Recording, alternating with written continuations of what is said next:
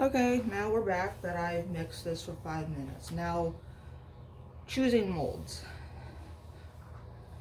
This is what you would usually use. It would be made by putting silicone into, well, first of all, it would be made by putting an object into a container and gluing the object down and then spraying a release agent so that the silicone doesn't stick to it.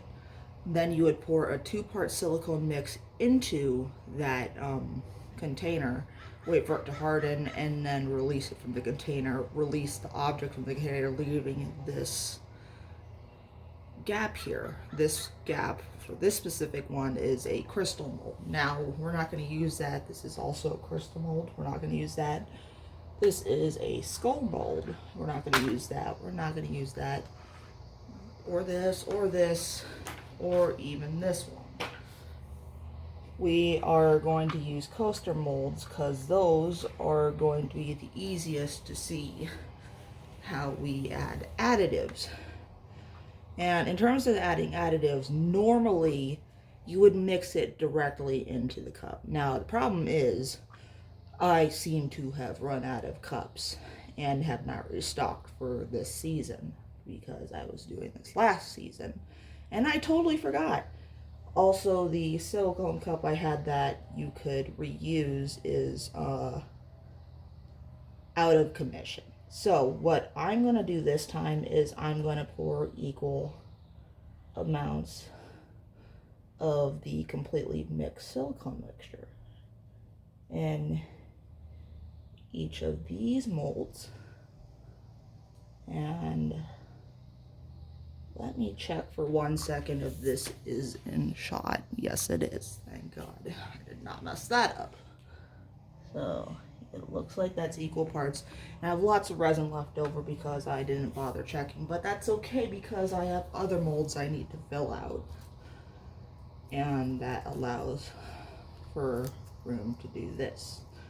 Now my group mates have decided they want certain colors because we're fun like that. So I'm just going to scoop a little of this colorant, which this is mica. It is a colorant that is used in resin making and soap making, sometimes in makeup, but you have to find one that's safe for use.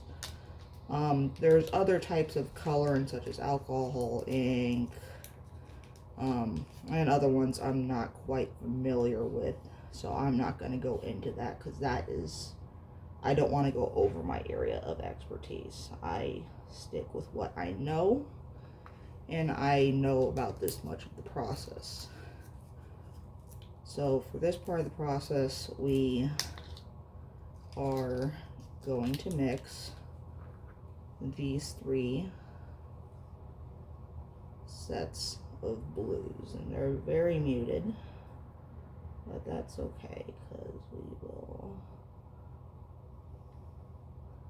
swirl, swirl, swirl, swirl, swirl, swirl, swirl. And usually we would mix this up in different containers and then pour these together, but doing it this way does give it a cool effect.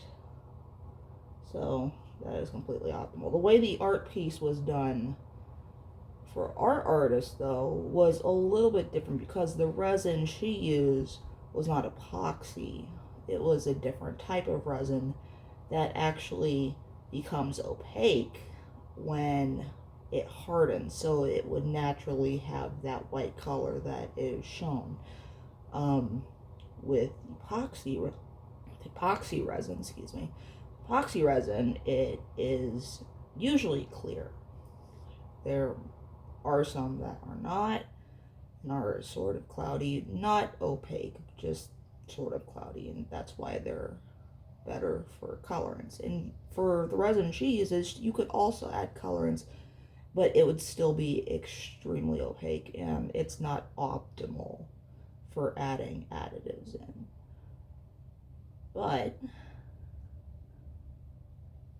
we get something like this. And it's best if you work on a flat surface. I am not, because my porch where I work, because you need adequate ventilation for this material because it gives off very toxic fumes. The porch I work on is tilted because we live in California and the ground does weird things. So I'm gonna pause you for a hot second, and once these are all done, I'll show you what they look like and we'll get to that. Okay, so we are back, and this is what it would look like with different color resins mixed in. So the thing is, this resin, and not all resins do this, is self-leveling.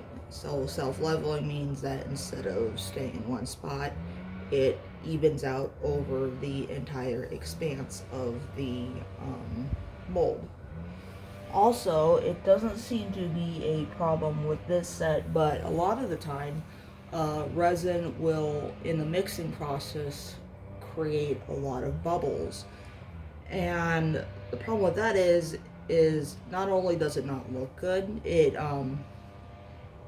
the structural integrity of it makes it more brittle in some areas and jagged on the outside, and for certain products like dice making, you can't use it because it's unevenly weighted, or just in general, if you're making a sculpture and the outside has a whole bunch of bubble pockets, it doesn't look good. So tools like a heat gun or spritzing with alcohol to mitigate the bubbles is an option, but there is also the more expensive option, which I do have in my garage and I'm not going to pull out because I got it off a really sketchy site and I'm still afraid to use it, is a pressure pot, which vacuums out all the air in the chamber, including the bubbles that are in the resin. Usually this process would be done while the resin is still in this container. And yes, I am going to use that. I do not waste resin because resin actually is a very expensive product, whether it's the type of resin I use or the type of the resin that the artist actually used. So resin, its curing time is different for each type of resin. There's the main part of the cure where it just completely hardens, but there's also the secondary part of the cure where, because when it first hardens, it's still very pliable.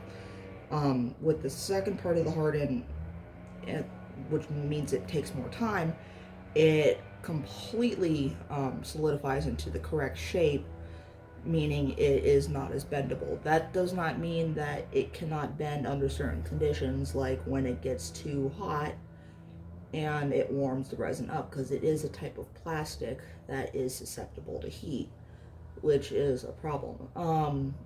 I do not know if this is a problem with the type of resin the artist used, because I am, again, more familiar with epoxy resin. The reason I'm using epoxy resin is because it is the same type of mixing and pouring process. Where is the button?